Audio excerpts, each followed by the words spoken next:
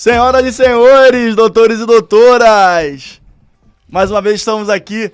Esse é o Manda Pro Jurídico Podcast, o seu podcast que desjuridica o juridiquês e também o único podcast jurídico que você consegue ouvir até o final. Eu sou Rodrigo Ávila, estou aqui muitíssimo bem acompanhado novamente, graças a Deus, com Pedro de Regina e Natália Dias. Como vão? Rapaz, quem sobreviveu ao trânsito paulista do Rio de Janeiro hoje, sobrevive a qualquer coisa. Vamos que vamos. Eu acho que o carioca tá desacostumado com o trânsito, com sol, na verdade, né? Porque o Rio de Janeiro virou São Paulo nos últimos 2 meses. E aí, agora que deu sol, o pessoal ficou meio atordoado. Gente, acabei de gravar um story aqui contando que eu demorei 1 hora pra fazer um trajeto de 10 minutos. Pra vocês verem como eu amo esse podcast, como eu amo esses meninos aqui, como eu amo vocês que estão aqui, assistem a gente, dão uma força pra gente continuar. Então, bora, que o dia foi cansativo, mas cheguei aqui, já me deu um gás diferente. Dito isso, senhoras e senhores, doutores e doutoras, vou ter que pedir aqui, senão a Rebeca vai me botar na prisão, vai prender. Siga-nos nas redes sociais. Eu ia falar que TSE usou, mas é melhor nossa gente ser censurado, então vai. Aí, gente, calma, uma coisa de cada vez. Siga-nos nas redes sociais, manda pro jurídico.pdc, tanto no Instagram quanto no TikTok. Estamos produzindo conteúdo cada vez mais na rede vizinha, também na outra rede, no Instagram também. Mas as coisas estão indo bem, graças a Deus. Menos no YouTube, tô brincando. E no YouTube também, obviamente, muito bem lembrado, doutor Pedro de Regina. E sigam-nos lá, interajam, toda a conversa com a gente é mais que bem-vinda. Respondemos, estamos respondendo todos, então a gente vai agradecer muito, vai ficar muito lisonjeado com a sua participação em qualquer uma das plataformas. Tá bom, pessoal? Dito isso, o homem tá aqui. E ele vem diretamente de Mônaco, exercendo sua cidadania monegasca. Barão, o que temos de pílulas para hoje? Pílulazinha rapidinha.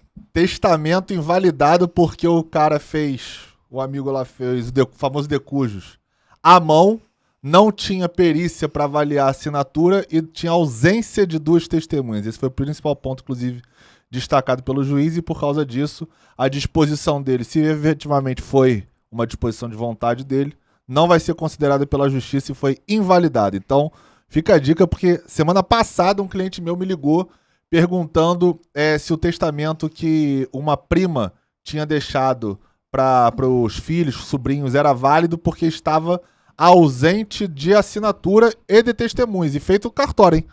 Feito no cartório, sem testemunho e sem assinatura. Então fica a dica aí, porque o TJ tá anulando. Não, mas esse amigo aí, ele viu muito filme de Hollywood, né? Ele achou que tava num momento, assim, dramático, escreveu um testamento e falou: agora deixou vai valer. Lá no cofre.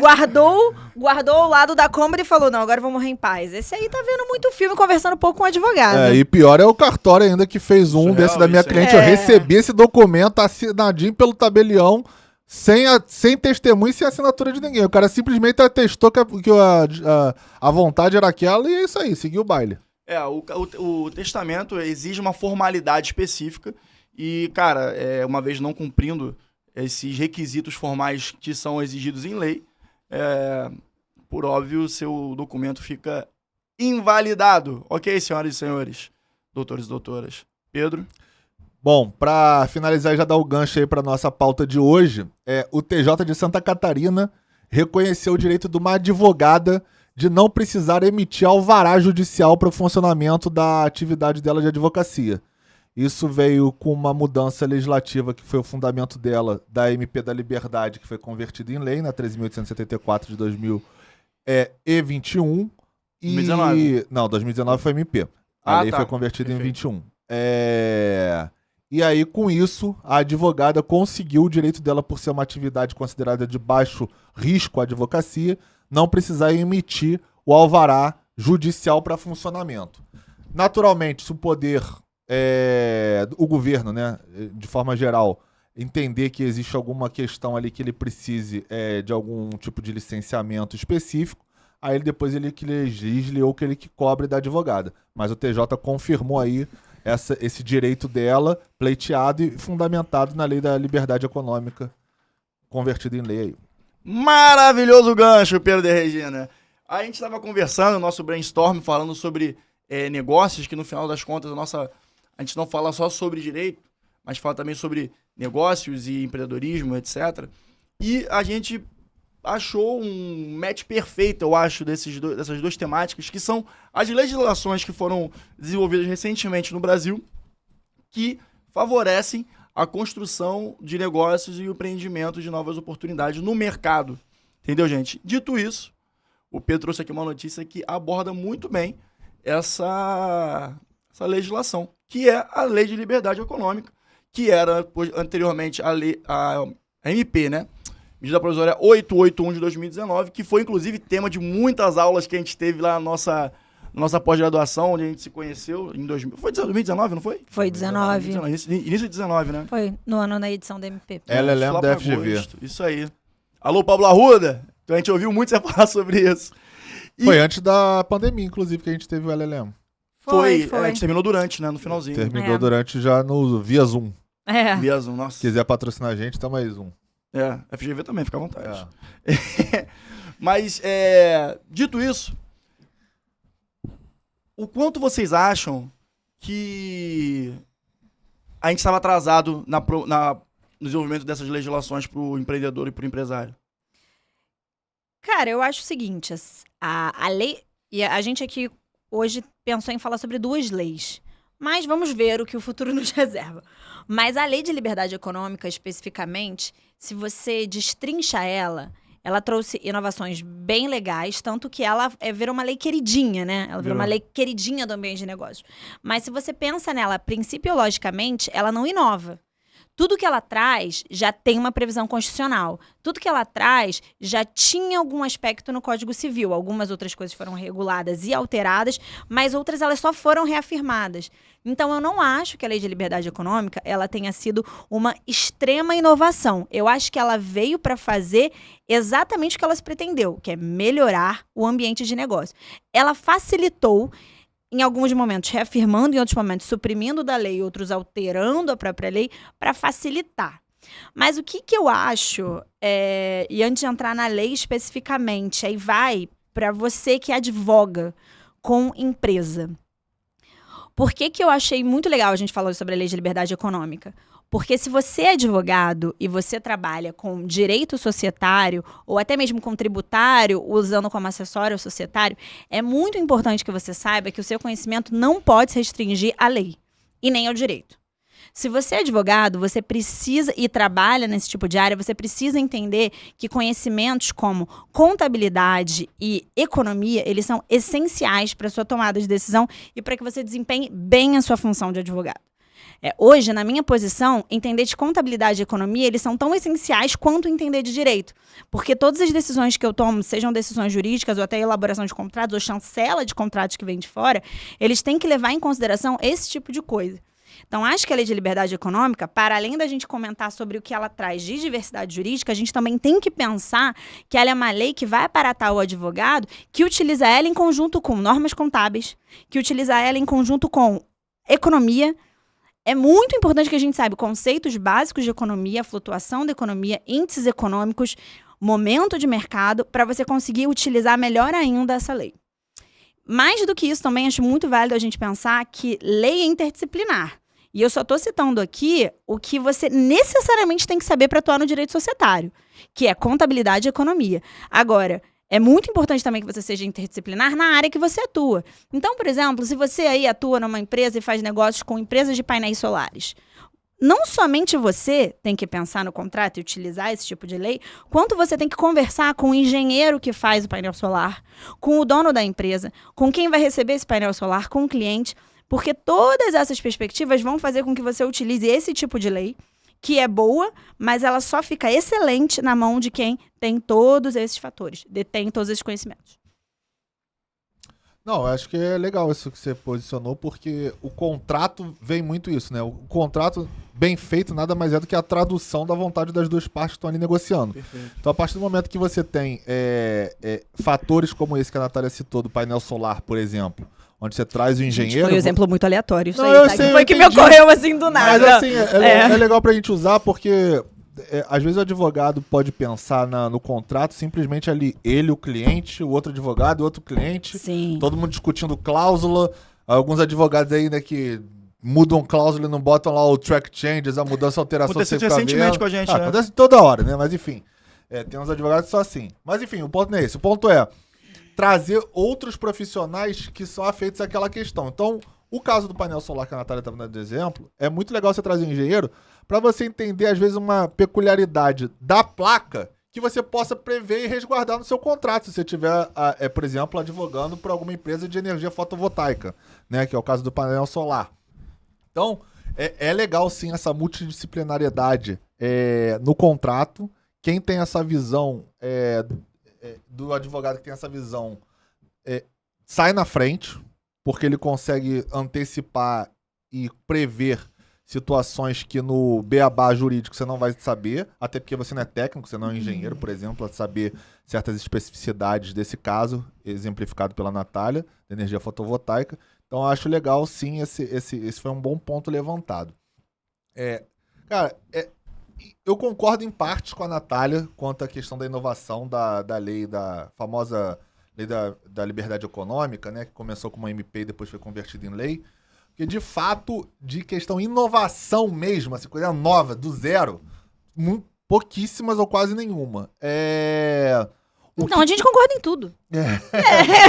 Eu acho que a grande diferença é que ela desburocratizou o que era entendimentos, o que era meio travado ali, meio truncado de informação, ela meio que simplificou e clareou. Então vamos dar um exemplo aqui. Desconsideração da personalidade jurídica por confusão patrimonial, por exemplo. Desvio de finalidade também. Desvio de finalidade. Isso tudo que a lei previu no artigo 50, incisos, na verdade, isso já tinha um entendimento jurisprudencial. Só não estava tipificado em lei. Então o STJ já tinha entendimentos nesse sentido e o tribunal afora do Brasil todo já entendia o que ali está previsto nos incisos. Então o que a lei trouxe nesse caso? É uma inovação? Não, porque isso já existia na jurisprudência. Mas o que ela fez? Ela simplesmente tipificou o que a jurisprudência entendia e previu aquilo em lei. Ou seja, você não precisa mais judicializar, você não precisa mais necessariamente fazer discussões sobre como você vai caracterizar aquilo como, por exemplo, desvio de finalidade, confusão patrimonial, porque já tem ali as previsões legais. Ah, Pedro, mas isso quer dizer que o rol é taxativo? Não é taxativo. Não é taxativo, porque tudo no direito é uma discussão. Se surgir uma outra hipótese que você possa caracterizar, naturalmente, aí você vai ter que judicializar e discutir se enquadra ou não. Mas pelo menos ali você já fica claro as hipóteses que a jurisprudência tinha, como, vamos dizer assim, quase de forma uníssona o entendimento naquele sentido, que você acaba tipificando na forma da lei dos incisos do artigo 50 ali do Código Civil. Então, esse tipo de inovação que a MP que foi convertida em lei, né, 13.874 de 2021, trouxe bastante. Eram os entendimentos, eram as burocracias que tinham, por exemplo, para você abrir uma pessoa jurídica. Era uma burocracia documental, documentos eletrônicos, por exemplo, se era validado, se não era. A MP, ela clareou tudo isso. Ela aceitou os documentos eletrônicos. Equiparou, né? Os dois, tanto físico quanto eletrônico. No artigo 3º, logo no começo. Trouxe que você não precisava trazer necessariamente aquele chumaço, calhamaço de documento para você abrir uma empresa, por exemplo, e que seria analisado. Ou seja, você declara que são aqueles documentos e se amanhã depois tiver alguma suspeita, algum requisito formal que tem que ser preenchido, a entidade competente vai lá e faz a exigência para você, mas ela não vai impedir você de abrir a empresa, ou então fazer uma alteração contratual, por exemplo. Aquilo ali você vai conseguir fazer de forma muito mais fácil. Então existe um estudo que antigamente você tinha uma média de abrir uma empresa no Brasil, acho que era 15 dias. Hoje em dia, em 48 horas você abre uma empresa. Sim. Então, assim, isso assim, é inovação, não é? De certo modo, sim, mas na verdade isso tudo já existia. Simplesmente você tirou a burocracia enraizada brasileira e facilitou os processos. E aí isso, consequentemente, caiu nas graças do empresariado brasileiro, porque você desburocratizando, naturalmente, você faz com que ele consiga produzir de forma mais rápida e tocar aquele negócio ali mais rápido dele, né? Enfim. E eu acho que, assim, uma coisa bem legal, essa lei ela é toda legal, né? Principalmente assim, eu trabalho com isso todo dia e eu acho que ela é queridinha e ela é merecidamente queridinha. Mas uma coisa bem legal, e aí que você tem exemplos no judiciário, porque tem algumas coisas aqui que talvez não tenham batido tanto no judiciário, mas a prevalência da ideia de assim, intervenção mínima no contrato. Então, essa coisa do judiciário sempre fazer às vezes, aquele remeleixo no contrato. E aí, qual era a intenção no contrato? Qual é a discussão entre as partes? A lei vem e deixa claro a ideia, assim, de intervenção mínima no contrato. E é isso, eu acho que dá até um nível de maturidade e responsabilidade para quem está fazendo. O contrato faz lei entre as partes. Isso é uma máxima antiguíssima do direito. Daí que eu digo que não é uma lei que inova. Ela só vem e tenta falar, galera, olha só, tá aqui, tá escrito bonitinho para todo mundo ler, tá? Tudo que todo mundo já sabe, agora tá aqui bonitinho. Cara, contrato faz lei entre partes. Então aí vem a lei e fala, é a prevalência da intervenção mínima. Se eu acordei com você, o que tem que valer é isso aqui que a gente acordou. Pacta sunt servanda, né? Exatamente. Que tá previsto tempão, mas que vinha sendo mitigado em decisões. E não é que em momento nenhum a gente coloque em xeque princípios clássicos do direito contratual clássico, que é a boa-fé seja objetiva ou subjetiva. Não, isso não está em xeque. Um contrato tem que ser eivado de boa-fé. Não é assim, não é loucura, cada um faz o que quer, que é isso.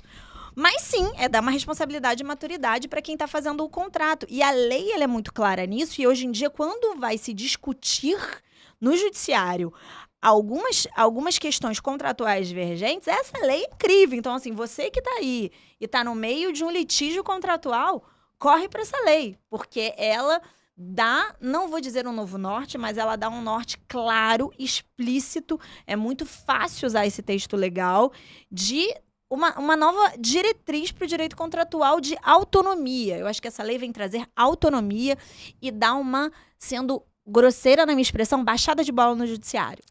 E até assim, a gente trouxe até no último episódio, até o artigo 113, né, naquela previsão contratual do parágrafo. Maravilhoso.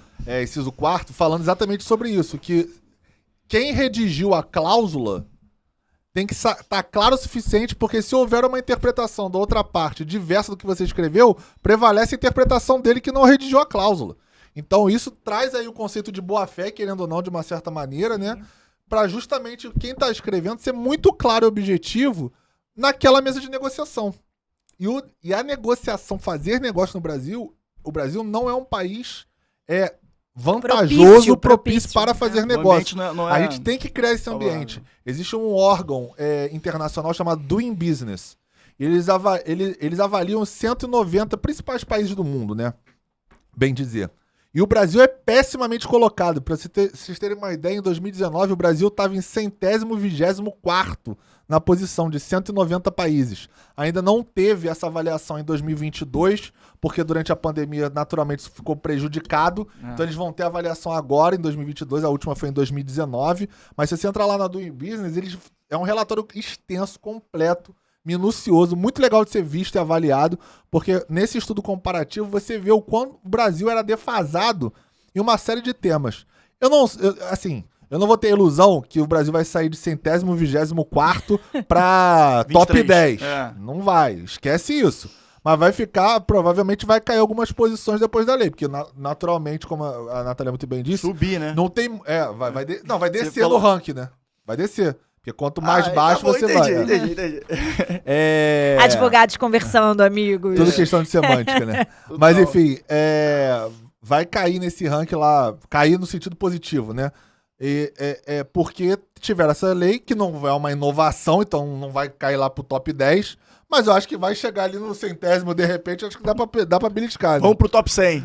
Top 100. Virando top 100. E isso que o Pedro falou, acho legal, o Brasil, outro dia, inclusive, eu recebi, até pelo Manda pro Jurídico, achei muito legal, perguntando assim, eu gosto da área que você atua, eu gosto do que você faz. Como é que faz? Às vezes a gente imagina que advogar para empresa, que é o que eu faço, é assim um big deal, você sempre vai estar advogando, sei lá, para Sony, para Nestlé. Gente, o Brasil, ele é um país construído majoritariamente de empresas de pequeno porte e microempresas. Não é só SA que existe, que seria uma sociedade anônima. Tem várias limitadinhas que você tem no Brasil. Então, essa lei também é muito legal, porque ela pega um microempresário e ela fala, cara, você não precisa viver na informalidade. O que acabava acontecendo? O microempresário, ele vivia num universo de informalidade, ele ainda vive, né? Num universo de informalidade muito grande. E aí, quando o Estado chegava até ele, chegava de um jeito muito cruel, porque o fisco é cruel, gente. O fisco, ele não é fácil. Você aí que está do outro lado sabe o que eu tô falando. Então, ela vem com uma ideia de desburocratização, de liberação de determinadas exigências legais que tinham um excesso de burocracia em cima do microempresário. Então, uma pessoa que não tem estofo, eventualmente não tem tanto preparo, e você sobrecarrega ela de deveres. Essa lei vem para diminuir um pouco isso. Fala, não, você está liberado de algumas exigências legais. Você pode começar a sua atuação de um jeito mais tranquilo. Então, juntando as duas questões, galera, se você quer começar a trabalhar com direito societário, se você quer ser um advogado de empresa, calma. Padaria também é empresa, banca de jornal também é empresa. A gente não é só feito de grandes empresários, muito pelo contrário, o Brasil é de pequenos empresários. Então, começa nesse pessoal, porque tem muito espaço. E com esse muito espaço, essa lei aqui também ajuda pra caramba. Pra caramba. E agora, trazendo aqui o camisa 10 da lei, na minha opinião, que foi uma questão que a gente discutiu bastante na época da nossa pós, que é a questão da limitada unipessoal.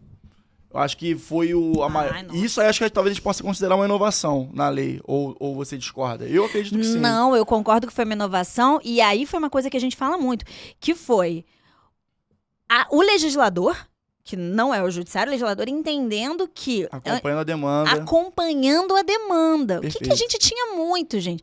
A gente tinha muito aquela empresa que tinha aquele sóciozinho que era o primo... Pô, Rodrigo, contratinho de gaveta. Vou abrir uma empresa aí, mas, cara, preciso de 2 sócios e só tem eu. Pô, e aí, o que você acha? Entra lá só pra constar seu nome.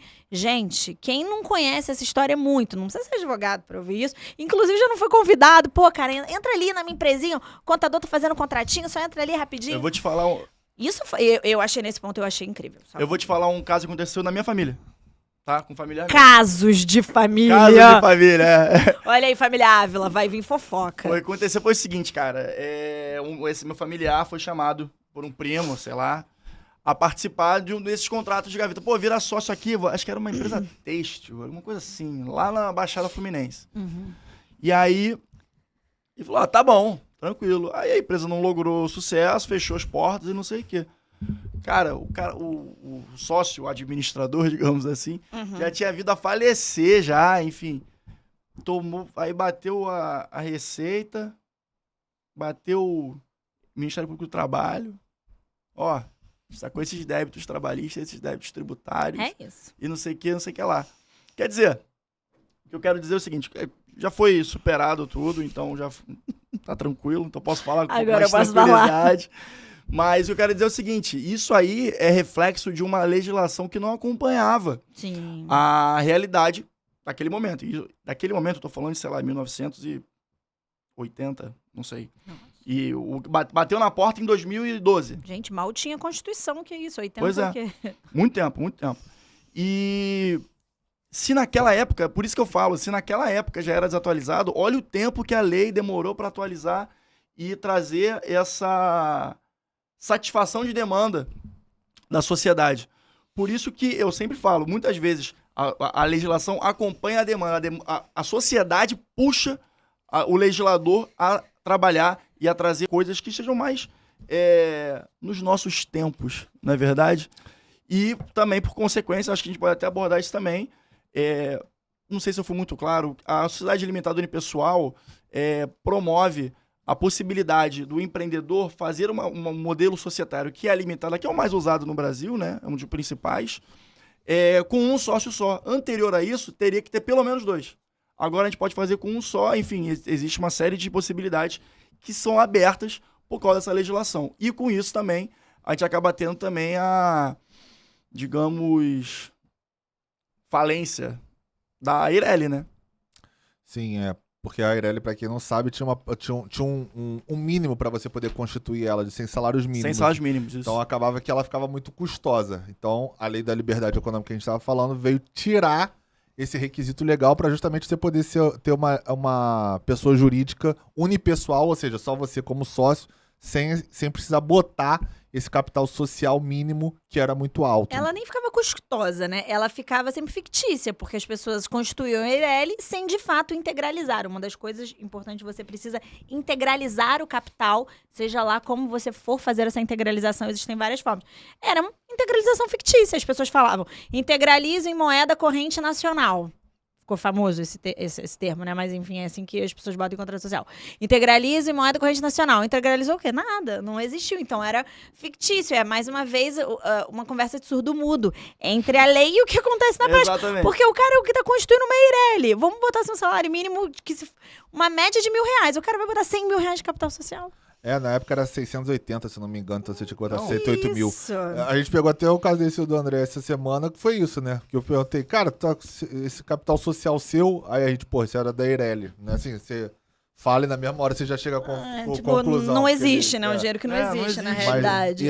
E qual que é a implicação disso que a Natália tá falando? Quando você não integraliza o capital social numa empresa limitada, você não tem as proteções jurídicas societárias daquela empresa. Ou seja, o seu patrimônio pessoal pode ser atingido porque você não cumpriu um requisito legal que é da integralização do capital social. Mas isso aí a gente joga em outro podcast, episódio. que aí de consideração de personalidade Esse é mais jurídica, extenso, Meu é. Deus. Só dando um step muito back no que a assunto. Natália falou, porque eu achei muito legal essa questão que ela abordou, sob o ponto de vista de quando você pensa em empresa, você pensa, né, em grandes empresas, ação, CVM, jogar na exatamente. bolsa, B3 e tal. E aí eu fui puxar os dados agora atualizados para poder falar. O Brasil tem um pouco mais de 400 empresas na B3. Ou seja, isso é nada. Isso é nada, Isso é porque nada. no cenário de sem ser empresa, só de microempresa e MEI, você tá falando de mais de 6 milhões e 400. Então, 6 milhões e 400 é o dado do Sebrae e 400 é o dado da B3 hoje. Sendo que desses 400, pouco mais de 400 empresas na B3, que é onde tem a Bolsa de Valores, né, do Brasil, efetivamente, as ações, são negociadas as ações, 10% disso, mais ou menos, tem de alguma forma participação do Estado. Ou seja, por exemplo, a Petrobras da vida. Banco do Brasil. Várias. Então, os 40, mas na verdade ele cita no artigo 38, mas é mais ou menos 10%, sim. né? Então, 10%, para vocês terem uma ideia de quão pouco é esse cenário das empresas grandiosas dentro do mercado de bolsa brasileiro. A maioria são microempresários, empresários de pequeno porte, MEI. Agora a MEI, inclusive, tem um projeto de lei que está tramitando no Congresso para aumentar o valor que você pode ter do teto do MEI, né? Para você poder abranger. Então, isso está rolando no Congresso, provavelmente vai ser ano que vem, né? Porque agora a gente tem véspera de eleição. É para chegar Quando em você viu o 130. vídeo, já vai ter ocorrido a eleição. Mas gente acha, né? esse projeto tá Pelo parado há um tempo, tá parado há um tempo, para chegar em 130 mil. 130 mil, mas na verdade eu acompanho esse projeto. Ele teve Eu também ele teve- acompanho, que ele mede, eu também acompanho ele. Teve andamento agora, mas a gente sabe que só vai acontecer no que vem, né? Ele Então, ficou parado na Câmara de tributação, ficou Bastante tempo, enfim. O que é uma pena, porque o MEI ele é excelente e, enfim, realmente ele é reduzido. 130 mil já é uma pessoa que consegue oferir ali mensalmente uma média de R$10.000. Sim. Ok, né? Que é um salário excelente, inclusive. E é mais razoável. Pra que você burocratizar excessivamente essa pessoa? É verdade. Não vejo sentido. Então, O Pedro falou essa questão da B3, as grandes empresas, e quando o estudante de direito, Rodrigo, ficava vislumbrando, tendo aula com os professores, assim, tops da área de empresarial, que usavam os melhores ternos, os melhores relógios, enfim, etc, etc, eu achava que empresarial era só isso. Eu falei, não, mas essa muita área gente aqui que me acha. interessa e tal. Mal sabia eu que eu tava errado e que eu estaria feliz por estar errado. Porque o direito empresarial, cara, é gastar sapato na rua, é ir atrás de cliente, atendê-lo da melhor forma possível. Normalmente não, na maioria das vezes, o cliente não tem um leigo total, tem pouca familiaridade com o direito empresarial, com as possibilidades que você pode promover para o negócio dele de maneira positiva. E basta ver essa comparação de números que o Pedro trouxe. A maioria desses caras não estão assessorados juridicamente da maneira adequada. Então, encaro aí até uma possibilidade de mercado, um oceano azul de trabalho. Está falando de 6 milhões. Sem contar os que nem estão constituídos como empresa, tem vários na informalidade por aí também que ganham muito dinheiro. E naturalmente estão tendo possibilidades aí de enquadramentos tributários, etc. Fica a dica aí, fica a possibilidade para que você possa desenvolver alguma coisa nesse sentido também. Correto, doutores? É isso aí. Corretíssimo. Agora, trazendo uma outra legislação que acreditamos, não só acreditamos, como temos certeza, que traz muito desenvolvimento e possibilidade para empresários, empreendedores, a palavra que você preferir, né? Que empresário, empreendedor, enfim. É a lei de ambiente de negócios, correto, Nath? Correto, gente. Essa lei, muito boa também, porém, um pouco menos hypada, vamos dizer assim, do que a lei de liberdade. Gente, o Pedro tá quase morrendo aqui, mas vai dar tudo certo. Ele vai ficar aqui, a gente precisa dele aqui, pra esse podcast decolar. O Barão, a gente precisa do Barão. Menos hypada, porém boa também, mas não tão boa quanto a lei de liberdade econômica. A gente, né, vamos aqui ser justo. Ela também trouxe algumas inovações boas, algumas não tão boas, como, por exemplo, umas que são muito aproveitadas hoje, né, nessa época de pandemia, que é a possibilidade de você fazer uma assembleia geral. Para quem não sabe, você pode fazer... Existem alguns tipos de assembleia, entre elas tem a assembleia geral, tem a assembleia geral ordinária, assembleia geral extraordinária, por meio eletrônico. O que é engraçado, parece óbvio agora, né, que todo mundo faz. Gente, hoje eu fiz 3 reuniões por Zoom. Por Zoom não, enfim, né? Não foi por Zoom, foi por Teams e Meets, as reuniões. Mas eu fiquei imaginando, as pessoas com quem eu me reuni, uma delas estava em São Paulo, a outra no Rio de Janeiro. Imagina como é que era antes. E isso melhorou muito, isso facilitou muito. Você poder fazer uma assembleia geral por meio eletrônico... Parece que não, mas dinamiza é uma revolução. muito. Gente, é uma revolução. Imagina todos os sócios, acionistas ou cotistas de uma sociedade precisarem comparecer a um local. Isso eu tenho até muito orgulho lá do escritório, porque a gente foi no Rio, o escritório a registrar uma alteração num estatuto que previa a assembleia deles por vídeo. Condomínio, né? Não, foi um estatuto de uma academia, na verdade. O condomínio a gente fez também, mas essa é a primeira vez que a gente fez, foi para uma academia. E o fiscal, na época, falou, eu nem sabia, né? Ele falou, cara, nunca vi, a gente não tem nada disso aqui, mas não tem nenhuma vedação legal, da forma que você previu, tá ok. Sim. Não tá proibido de ter permitido, ele até falou esse jargão. Falou, cara, muito legal, parabéns. E isso foi antes da pandemia.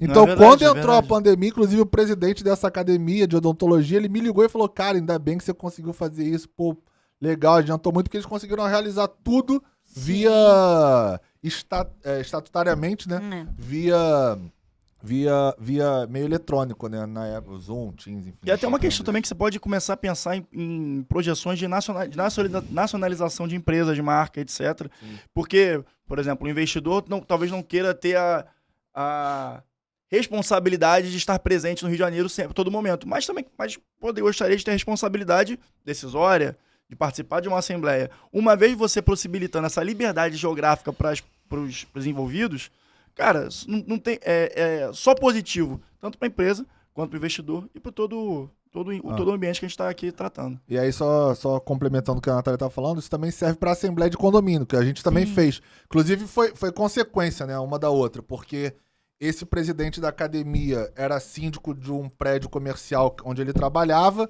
e aí ele pediu para eu fazer isso no condomínio lá comercial dele também, a gente fez na mesma semana, inclusive. Então foi tudo num tiro só. Já aproveitou que deu certo em uma, foi fazendo em todas, foi claro. Tiro só, exatamente. E pro mesmo cliente, em tese, né? Só em pessoa jurídica diferente. Exatamente. Nath, você ia falar alguma coisa? Acabei te interrompendo, perdão. Não, nem me lembro. Não se Segue. lembra? Segue. Gente, a minha cabeça 1000 por hora, são 1000 pensamentos por segundo. Foi. Passou. Passou. E essa lei é engraçada, que eu acho que a lei de liberdade econômica foi um marco que impulsionou muitas novas leis nesse sentido, que, por exemplo, alguma especificidade, alguma tratativa nesse sentido. Um exemplo é a própria questão da Eireli, que, por exemplo, existe agora a unilimitada, cara, eu sempre erro isso, a limitada unipessoal, que é uma baita possibilidade para quem era Eireli antigamente, talvez não tivesse um capital social constituído. Sim, integralizado, né? Constituído até tinha, isso. Não tinha integralizado. Exatamente. E aí, como é que eu faço? Essa lei abordou essa possibilidade da transformação da Eireli em limitada unipessoal. Na verdade, ela decretou a morte da Irene, né? Exatamente. Ela matou, né? Vamos ser aqui. Tipo, se fosse clickbait jurídico, a lei que matou empresas. Botou pá de cal na... Essa expressão que dava Pá de cal na... A lei que botou pá de cal em milhares de empresas no Brasil. Gente, vê, não dava já. Empresa marrom do jurídico isso aqui. Empresa marrom do jurídico. É verdade. E esse raciocínio aqui é um reflexo da lei de liberdade Sim. econômica, né? Por óbvio. Então, acredito que tenhamos mais legislações nesse sentido, que com novas camadas, novas Sim. possibilidades, novas adaptações, porque toda lei carece de um empirismo para ser aperfeiçoada.